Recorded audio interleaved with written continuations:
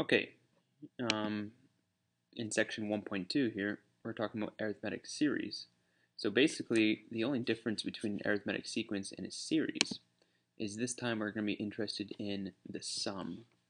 So we're going to be interested in something called Sn right here.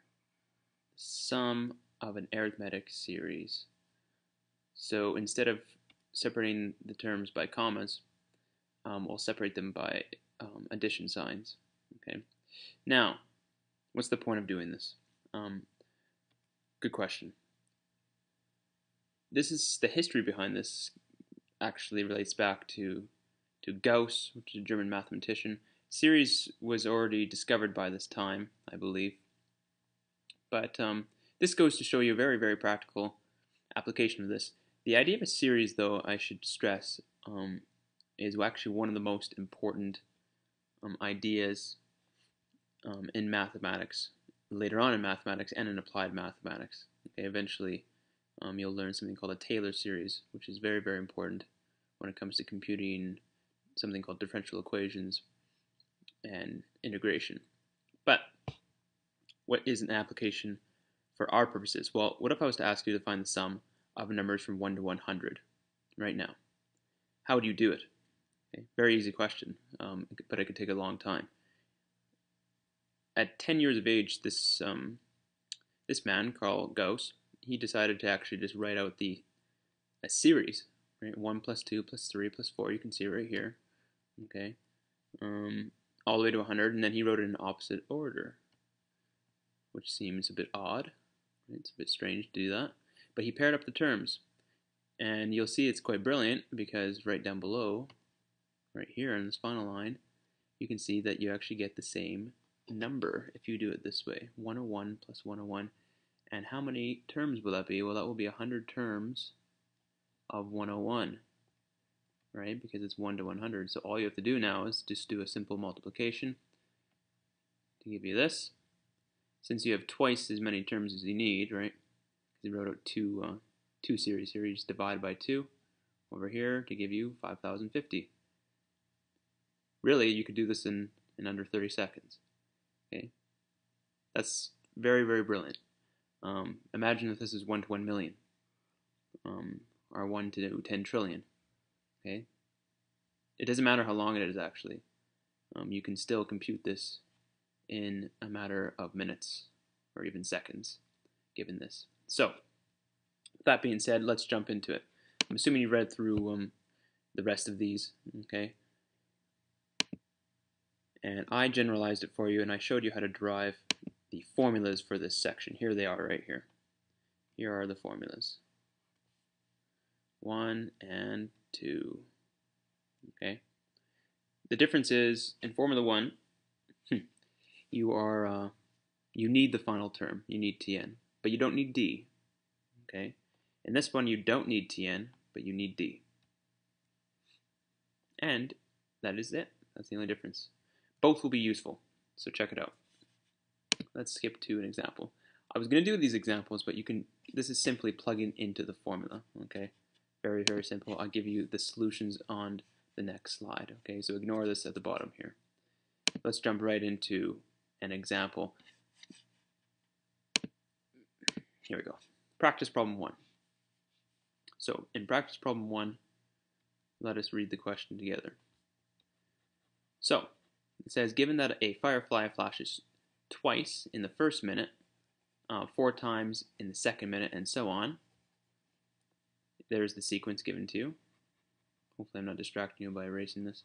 Determine the total number of flashes for the firefly in 42 minutes.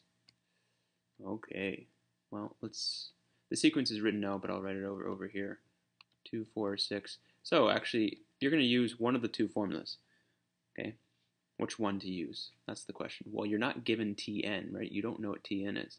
So therefore, you're not going to use the first one. You're going to use the second one because you know what D is. D is going to be 2, right? 4 minus 2, 6 minus 4 is 2. T1 is 2. And N is going to be 42 because it's asking you to determine the total number of flashes after 42 minutes, or in 42 minutes. So we're actually going to use the first or the second formula. So if I was to go back, that would look like this: n minus 2, okay, times 2 times t1 plus n minus 1d, okay? And then we just plug it in. So let's write that out for you. N over 2 square bracket times 2 t1 plus n minus 1 times d. I believe that's correct. I just want to make sure. Let's make sure. Yes, it is. Perfect. Okay, so we plug and play here. Very, very simple. Okay, t of 42 will be 42 divided by 2 times 2 times 2. I'm just inputting my my variables here. N is 42 minus 1 times d, which is 2. Lots of 2's here. You just got to compute this, okay? You got to compute this. 42 divided by 2 is 21. We're going to get 4 plus, that's 41 times 2, which is going to be 82. And when you calculate that, that's going to come out to be 1,806. There we go. Okay. You can also do this with the first formula, but you have to do 2 steps. Okay. You'd actually have to do what I did on the previous slide here. Okay. You'd have to use this formula first to get Tn. So, and then you can use the first formula once you have Tn. Okay. Both are acceptable. All right. So let's move ahead to practice problem 2, which will end the video. Okay. Practice problem 2 is a tougher one. So, here we go. Once we have that erased, we can continue. The sum of the first 2 terms of an arithmetic sequence is 19, okay? And the sum of the first 4 terms is 50. What are the first 6 terms of the series and the sum to 20 terms? Oof. What are you given here? First of all, this question is identical to the practice problem I gave beforehand, or the example right here. Determine the terms of an arithmetic sequence. Okay, and so you can see the solution that I'm about to go through. It's going to be very, very similar, almost identical. Okay, so hopefully you've tried this, and hopefully you've come up with the answer. But I'll walk you through it. The sum of the first 2 terms is 19. That tells you that S2, right, the first 2 terms, that's an S, is 19. I'll try to make my S's look normal. And the sum of the first 4 terms is 50. So S4, that's a bit better, is 50. What are the first 6 terms of the series and the sum to 20 terms? So you're actually looking for S20. Okay. So here we go. I'm just going to copy down a formula. Sn equals, and you know what? That reminds me, I believe, yeah, I apologize. In the previous slide here, I have an error. That should be an S. Not that it matters a great deal. Ooh, we revealed the other part. Okay, but this should be Sn. Okay, and then you're good to go. Sorry about that. I just remembered that I made a mistake, so I'm going to write down the same formula again. Okay, and that is the following.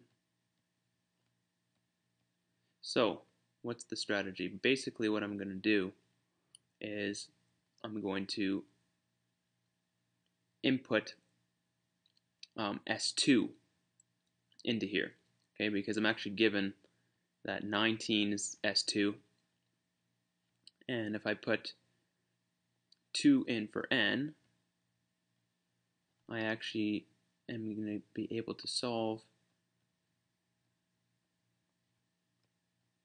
the following. and this will be a 2 for n. Okay, and we don't know what d is, so we don't know what t1 or d is. Okay, but what we're going to get is we're going to have a system of equations. We're going to get one equation down here, and we're going to do the same thing for S4 and get another equation down here. And then from there, we'll be able to calculate d, and then from there, we'll be able to plug back in to calculate t1. And from there, we're going to be able to generate the first 6 terms. Okay, and then we'll go on and compute the rest. Okay, so here we go. So this will be, that's a 1, so it'll be 2t1, and that will be plus d. Okay, that would be, I'm going to label this equation 1. Okay, for S4 down here, we're going to have 50, actually I'll do it over here. We're going to have 50 equals, and this is 4 divided by 2 this time, times 2t1. So this will make sense in a second why I'm doing this, but basically what I'm doing is I'm going to be able to eliminate one of the variables by comparing the 2 equations. This is going to come out to be 25 equals 2t1 plus 3d. Once you do the mathematics there, okay, I kind of just did it in my head very briefly, but once you do it, you'll see that's what you're going to come out to get. This is going to be equation 2. Now we're going to try and do something clever. Okay, if we place the 2 on top of each other, so if we have 19 equals 2t1 plus d, and then we have 25 equals 2t1 plus 3d, how do I eliminate one of these terms? I'm going to use elimination, and I'm basically going to subtract them. If I subtract the 2 equations, okay, if I subtract them, those will cancel. So we're subtracting now. So we're going to have 19 minus 25, which is going to come out to be negative 6, and this is going to be equal to negative 2d. Therefore, right away, we know that d is equal to 3. Okay, that is what you're going to have to wrap your head around, that procedure. You did that in grade 10 math, so hopefully this is a bit of a review. Once you have that, you can just plug back into either of these formulas, either that one or that one. We can plug d in to find t1. So I'll do the first one. So you're going to have a 19 plus, 19 equals 2t1 plus d, which is 3. When you solve this, you're going to get t1 equals 8. Now with that, we can generate the first 6 terms. Okay, 8, and then it's going to be plus 11, plus 14, plus 17, plus 20, and plus 23. Okay, and then S20, we can plug it into either the formula. I'll do formula 1 for now, so that'll be n over 2 times by t1 plus tn. That was the first formula. When you plug your variables into here, you're going to get 730. Okay, a long question, but hopefully that makes sense. Okay, so complete the practice problems and look at the solutions and ask me if you have questions.